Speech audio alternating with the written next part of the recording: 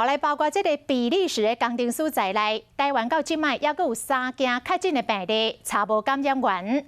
这嘛，互新北市长侯友宜出面来呼吁，讲这个入境者都要全面来做体检，而且嘛要做居家检疫。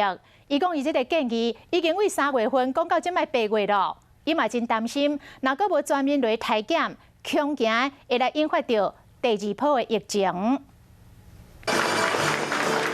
室内1公尺半，新北市长侯友宜嘴暗白落来。要保持社交距离，所以口罩修理2次。接受访问的时，嘛无挂嘴暗，代表侯友宜议员相信台湾的防疫能耐，是讲按好469这个20多岁比利时的查甫人来台湾上班出现确诊，找无感染源，何以会惊？ 堵截于境外，把前面普筛做到位，再加上居家检疫，就可以万无一失。这些境外再不做好，真的万一从境外移入，造成第2波的攻击，这个后果是不堪设想。 这句话描述是侯友宜伫官方同款已经真出力啦，议员管袂饱，听得出来侯友宜有真济怨言。